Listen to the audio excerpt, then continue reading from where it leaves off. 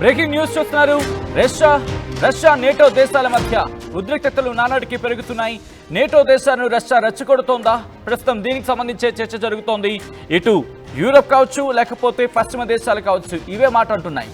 NATO దేశాలను Russia రెచ్చగొడుతోందని చెప్పి Poland ఘటన మరొక ముందే రొమేనియా గగనతలంలోకి రష్యా డ్రోన్లు ప్రవేశించాయంటూ ఇటు రొమేనియా చెప్తోంది. రష్యన్ డ్రోన్లను పేల్చేశామంటూ కూడా రొమేనియా ఫైటర్ జెట్స్ పేల్చేశాయంటూ రొమేనియా చెప్తున్న పరిస్థితి. యుక్రెయిన్పై దాడికి తమ గగనతలాన్ని ఉపయోగించుకోవడంపై రొమేనియా ఆగ్రహాన్ని వ్యక్తం చేస్తోంది. నేటోలో సభ్య దేశంగా ఉంది రొమేనియా. పోలాండ్ సరిహద్దులో బెలారూస్తో కలిసి రష్యా యుద్ధ విన్యాసాలు చేస్తోంది. సరిహద్దులు రాఫెల్ యుద్ధ విమానాలను పంపించింది ఫ్రాన్స్. ఏ క్షణమైనా నేటో రష్యా మధ్య యుద్ధం ప్రారంభమయ్యే ఛాన్స్ ఉందంటూ కూడా చర్చ జరుగుతోంది.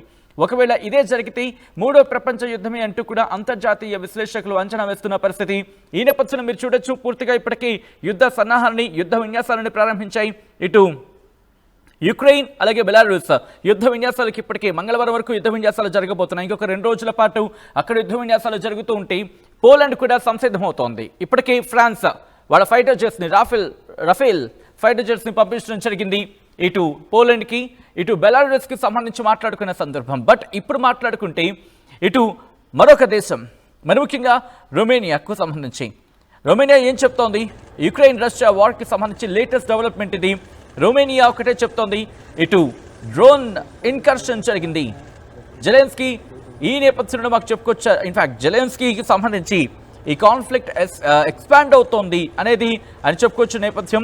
రొమేనియా అయితే మాత్రం డ్రోన్ ఇన్కర్షన్ జరిగింది, వాటిని మేము పేల్చేసామంటూ చెప్పుకొచ్చిన సందర్భం. ఇటు రొమేనియన్ డిఫెన్స్ మినిస్ట్రీ ఒకటే చెప్తోంది, 2 F-16 ఫైటర్ జెట్స్ ఆదివారం రోజు మేము గగనతలంలోకి పంపించి డ్రోన్లను పేల్చేసాం. మరి ముఖ్యంగా డ్రోన్లను గుర్తించడం జరిగింది. ఇటు మా గగనతలంలోకి ఫైటర్ జెట్స్ వచ్చాయి.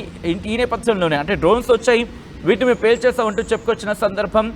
జస్ట్ డేస్ ఆఫ్టర్, మనం సాధారణంగా అంటూ ఉంటాం కదా, జస్ట్ డేస్ ఆఫ్టర్ అంటూ ఉంటాం కదా ఇంగ్లీష్లో, అట్లా రోజుల వ్యవధిలోని పోలాండ్ ఏమంది, తమ గగనతలంలోకి తమ దేశంలోకి రష్యన్ డ్రోన్లు వచ్చాయంటూ చెప్పుకొచ్చిన సందర్భం. ఇప్పుడు రొమేనియా డిఫెన్స్ మినిస్టర్ ఒకటే చెప్తోంది, 2 F-16 ఫైటర్ జెట్స్ని మేము స్క్రాంబుల్ చేసేసాం, వాటిని పూర్తిగా మేము ధ్వంసం చేశాం. F-16 ఫైటర్ జెట్స్ గురించి మాట్లాడుతున్న సందర్భంలో అలాగే డ్రోన్ కూడా తమ గగనతలంలోకి వచ్చింది, వాటిని కూడా మేము పేల్చేస్తామంటోంది. ఈ నేపథ్యంలోనే ఇక ఊరుకుంటారా యుక్రెయిన్ అధ్యక్షుడు జెలెన్స్కీ? వెంటనే అందుకున్నాడు. డ్రోన్కి సంబంధించి 10 కిలోమీటర్ల మేర రొమేనియన్ టెరిటరీలోకి ప్రవేశించింది. నేటో ఎయిర్ స్పేస్కి సంబంధించి మాట్లాడుకున్న క్రమంలో మరి ముఖ్యంగా నేటో ఎయిర్ స్పేస్ ఏకంగా 50 నిమిషాల పాటు ఈ అంశానికి సంబంధించి, అంటే నేటో ఎయిర్ స్పేస్లోకి దాదాపుగా 50 నిమిషాల పాటు వచ్చిందని కూడా ఇటు జెలెన్స్కీ వెంటనే అందుకున్నాడు. ఒకటే చెప్తున్నాడు జెలెన్స్కీ, ఇప్పుడు రష్యా యుద్ధాన్ని ఇంకా ఎక్స్పాండ్ చేయాలనుకుంటోంది, ఈ యుద్ధం ఇంకా ఎక్స్పాండ్ అవుతోంది. ఆబ్వియస్ ఎక్స్పాన్షన్ అన్న అర్థం వచ్చేలా మాట్లాడుకొచ్చిన సందర్భం ఉందంటే అర్థం చేసుకోవచ్చు. యుక్రెయిన్ సరిహద్దులతో పాటు వీటిని దాటి ఇప్పుడు ఈ పరిధిని దాటి యుద్ధం వెళుతోందా? మరి ముఖ్యంగా ఇప్పుడు టఫర్ శాంక్షన్స్ గురించి మాట్లాడుకుంటున్న సందర్భం. ఏమని మరింత ట్యాక్సెస్ విధించాలి, లేకపోతే మరిన్ని శాంక్షన్స్ విధించాలి అంటూ కూడా ఇటు ప్రపంచ దేశాలు మాట్లాడుకుంటున్న సందర్భం. ఇది కరెక్ట్గా ఎక్కడ డిటెక్ట్ అయింది అనే అంశానికి సంబంధించి మాట్లాడుకుంటే రొమేనియా ఇటు సాధారణంగా అక్కడ ఆ సముద్ర తీర ప్రాంతానికి సంబంధించి, ఎందుకంటే ఇక్కడ ఆ మ్యాప్ని కనుక కరెక్ట్గా గమనిస్తే, అఫ్కోర్స్ ఇప్పుడు మ్యాప్ మీకు కనిపించడానికి టైం పడుతుంది కాబట్టి నేను నార్మల్గా చెప్పే ప్రయత్నం చేస్తాను. ఇటు మాల్దోవా ఉంటుంది, యుక్రెయిన్ ఉంటుంది, మాల్దోవా ఉంటుంది, బ్లాక్ సీ ఉంటుంది. బ్లాక్ సీ మీద నుంచి అంటే రష్యాకి అక్కడ ఛాన్స్ ఉంటుంది కాస్త. ఇటు జార్జియా ఈ కింద ఉంటుంది. రష్యాకి సంబంధించి మాట్లాడుకునే క్రమంలో ఇటు ఉత్తరాన ఇక డౌన్కి వచ్చేస్తే ఆ తర్వాత అజర్బైజాన్, ఇరాన్ ఇవన్నీ ఉంటాయి. జార్జియా, అజర్బైజాన్ అలాగే ఇరాన్ ఉంటాయి. బట్ ఈ బ్లాక్ సీకి సంబంధించి అటువైపు మాట్లాడుకుంటే మాల్దోవా ఉంటుంది, రొమేనియా ఉంటుంది. ఇప్పుడు ఎలా దాడి చేసే అవకాశం ఉంటుంది అనే అంశానికి సంబంధించి మాట్లాడుకుంటే ఇక్కడ వీళ్ళకి ఉన్నది సెవాస్తోపోల్ ఉంటుంది. ఆ సెవాస్తోపోల్కి సంబంధించి మాట్లాడుకునే క్రమం. బట్ ఇక్కడ రష్యాకు సంబంధించి మాట్లాడుకుంటే నల్ల సముద్రం మీద నుంచి ఇటు రొమేనియా మీద వెళ్ళే అవకాశం ఉంటుంది. సో బట్ ఇలా వెళ్తున్న క్రమంలో యుక్రెయిన్కి సంబంధించి, ఎందుకంటే యుక్రెయిన్ నిరంతర పర్యవేక్షణ అనే ఒక అంశాన్ని తెరమ తీసుకొస్తూ ఉంటుంది కాబట్టి ఇప్పుడు ఈ అంశానికి సంబంధించి మాట్లాడుకుంటున్న క్రమం ఇప్పటికీ జెలెన్స్కీ ఒకటి అంటున్నాడు, ఈ యుద్ధం ఎక్స్పాండ్ అవుతోంది, ఇంకా వెళ్ళే అవకాశం ఉందని చెప్పి. ఒకవేళ అదే జరిగితే కనుక మరింత తీవ్రమైన పరిణామాలు చోటు చేసుకునే అవకాశం ఉంటుందంటలో ఎటువంటి అతిశయోక్తి లేదు. ఎందుకంటే నేటో క్రియేట్ అయినప్పుడు 12 దేశాలు ఉన్నాయి, యూరోప్ అలాగే నార్త్ అమెరికాకు సంబంధించి. ఇప్పుడు 1949లో ఆ తర్వాత 20 కంట్రీస్ జాయిన్ అయిన పరిస్థితి ఉంది. నేటోలో దాదాపుగా 10 రౌండ్ల చర్చల తర్వాత ఇప్పుడు 1952, 1955, 82, 99, 2004, 2009, 2017, 2020, 2023, 2024. Article 10 North Atlantic Treaty Organisation, North Atlantic ట్రీటీకి సంబంధించి ఆర్టికల్ 10 ప్రకారం కంట్రీస్, ఒకసారి నేను చెప్పే ప్రయత్నం చేస్తున్నాను, ఈ అలయన్స్లో జాయిన్ అవ్వచ్చు ఏ కంట్రీ అయినా కూడా. బట్ మెంబర్షిప్ గురించి మాట్లాడుకున్న సందర్భంలో యూరోపియన్ స్టేట్ అనేది ఒక పొజిషన్కి సంబంధించి మాట్లాడుకుంటూ to further the principles of this treaty and to contribute the security of the North Atlantic area అంటూ కూడా చెప్తూ ఉంటుంది. ఓకే, ఇక్కడ డెసిషన్ గురించి మాట్లాడుకుందాం.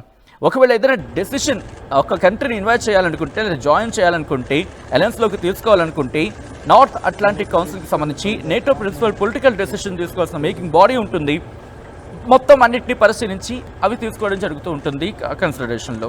దాదాపుగా ప్రస్తుతం 32 దేశాలు ఉన్నాయని చెప్పుకోవాలి, ఎందుకంటే చాలా చాలా చర్చ జరుగుతున్న క్రమంలో. బట్ ఇది ఎవరు కోరుని చేస్తున్నారు? నిజంగా రష్యా ఇప్పటికొచ్చి మేము రొమేనియా మీద దాడి చేస్తామన్నా లేకపోతే పోలాండ్ మీద దాడి చేస్తామని చెప్పి ఏది ఎక్కడ చెప్పలేదు నాకు అవగాహన ఉన్నంత వరకు. ఒకవేళ మీకు ఎవరికైనా ఇన్ఫర్మేషన్ ఉంటే కనుక కమెంట్ చేసే ప్రయత్నం చేయండి, so that I just correct my self. But ఇక్కడ ఏంటంటే కనుక ఇదేమైనా యూరప్ కావాలనే చేస్తోందా, మరి ముఖ్యంగా నేటో ఏమైనా కావాలని చేస్తోందా? ఎందుకంటే యుక్రెయిన్కు నేటోలోకి చేరే అవకాశం ప్రస్తుతానికైతే లేదు, ఎందుకంటే అమెరికా ఒప్పుకోవటం లేదు. అలా అని చెప్పి యుక్రెయిన్ విడిచిపెట్టేందుకు యూరప్ సిద్ధంగా లేదు.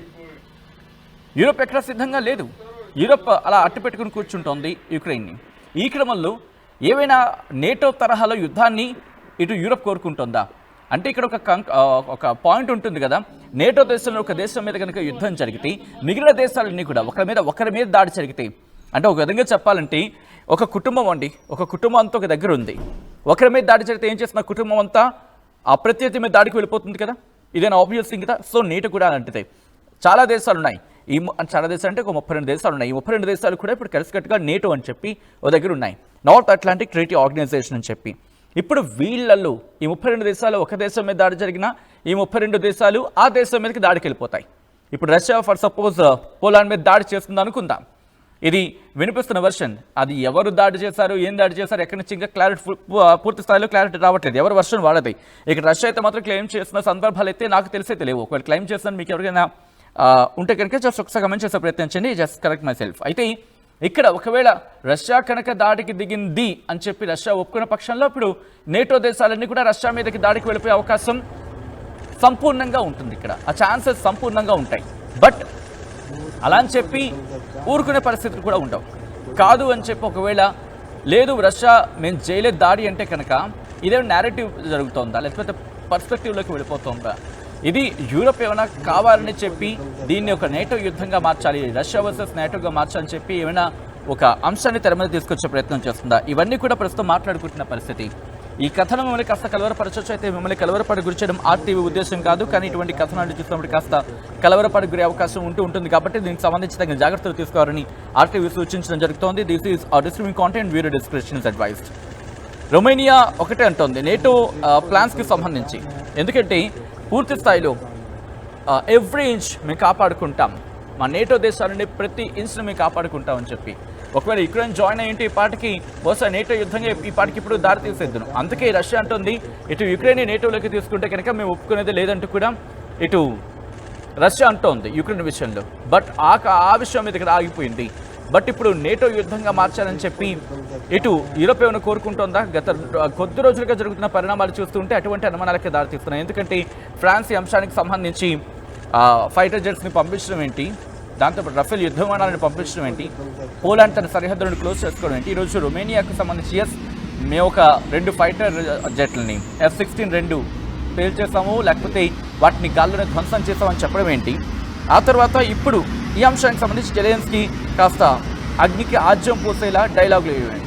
ఇవన్నీ చూస్తూ ఉంటే ఏదో ఒక బహుశా నేటోకి సంబంధించి యుద్ధానికి దిగుతుందా, మొత్తం నేటో దేశాలని కలిసి ఇటు రష్యా మీద యుద్ధాన్ని దిగుతాయా అనే అంశానికి సంబంధించి మాట్లాడుకుంటున్న క్రమం. కానీ రిమెంబర్, నేటో దేశాలని యుద్ధానికి దిగుతాయా?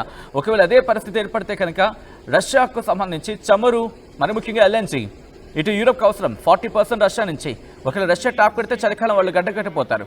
కాబట్టి రెండు రకాలుగా ఓ పక్క ఇండివిజువల్గా వెళితే కనుక, ఎందుకంటే పోలాండ్ కావచ్చు అలాగే రొమేనియా కావచ్చు, రెండు కూడా నేటోలు ఉన్నాయి కాబట్టి ఇండివిజువల్గా అవి దాడికి వెళ్తాయా, లేకపోతే నేటోగా కలిసికట్టుగా వెళ్తాయా? నేటోగా కలిసికట్టుగా వెళితే రష్యా ఆ పైప్ని కట్టేస్తే వాళ్ళు చలికి గడ్డకట్టుకుపోతారు. సో అటువంటి పరిస్థితులు ఉన్నాయి కాబట్టి, లేకపోతే ట్రంప్ వైఖరిగా ఇటు సుంకాలతో దాడి చేసే ప్రయత్నం చేస్తారా, ఇటు రష్యాను ఉక్కిరిబిక్కిరి చేద్దామని చెప్పి రష్యాతో మిత్ర దేశాలుగా ఉన్న చైనా కావచ్చు లేకపోతే భారత్ కావచ్చు వీటి మీద సుంకాల మోత మోగించే ప్రయత్నం చేస్తారు. ఒకవేళ ఇటు సుంకాల మోత మోగించే ప్రయత్నం చేస్తే కనుక ఎనర్జీకి సంబంధించి మాట్లాడుకుంటున్న క్రమంలో ఇటు భారత్ నుంచి కూడా కొనుగోలు చేస్తోంది యూరోప్లోని కొన్ని దేశాలు. సో ఈ నేపథ్యంలో వాళ్ళకు కూడా ఇబ్బందిగా మారే అవకాశం ఉంటుంది. కాబట్టి ఎటు పక్క చూసినా ఏ విధంగా చూసినా యూరప్ ప్రస్తుతం ఇటు చెక్మేట్లో పడిందనే చెప్పుకోవాలి. బహుశా ఆ చెక్మేట్కి సంబంధించి ఆ చిక్కుల నుంచి ఎలా బయటపడుతుందనేది ఇంకొక చర్చ జరిగే అవకాశం ఉంది.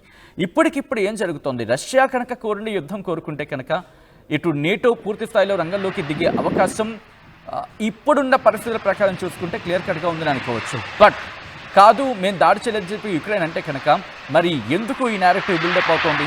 ఈ నేరేటివ్ ఎందుకు బయటకు వస్తోంది? నిజంగానే డ్రోన్స్ రావడం జరుగుతోందా, లేకపోతే డ్రోన్స్ వచ్చాయని చెప్పి ఒక కథనాన్ని బూచిగా చూపించి నేటో దాడికి వెళ్ళే ప్రయత్నం, అంటే నేటో దేశాలు దాడికి వెళ్ళే ప్రయత్నమా, వ్యూహాలను సిద్ధం చేసుకుంటున్నాయా? ఎందుకంటే ఇటు దీని గురించి కూడా మాట్లాడుకోవాలి.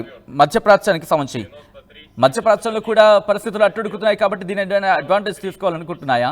ఇక్కడ నుంచి ఆయిల్ రిజర్వ్స్ని ముందుగానే, అంటే ఆయిల్ని కావచ్చు లేకపోతే ఎనర్జీని కావచ్చు ముందుగానే రిజర్వ్ చేసుకొని ఆ తర్వాత పరిస్థితి బట్టి మసలుకుందాం అని చెప్పి ప్లాన్ చేస్తున్నాయా? చాలా ఇంట్రెస్టింగ్గా మారుతున్నాయని చెప్పుకోవాలి జియో పాలిటిక్స్. మరి ఈ నేపథ్యంలో మీకే అనిపిస్తుంది కమెంట్ చేసే ప్రయత్నం చేయండి. ఇప్పటికే ఆ యుద్ధ విన్యాసాలు కావచ్చు లేకపోతే పరిస్థితులు కావచ్చు మారిపోతున్న నేపథ్యంలో మీకేమనిపిస్తుంది కమెంట్ చేసే ప్రయత్నం చేయండి. ఒకసారి ఆ యుద్ధ విన్యాసాలను కావచ్చు లేకపోతే ప్రిపేర్నెస్ కావచ్చు ఒకసారి చూసే ప్రయత్నం చేద్దాం ఆ విషయాన్ని.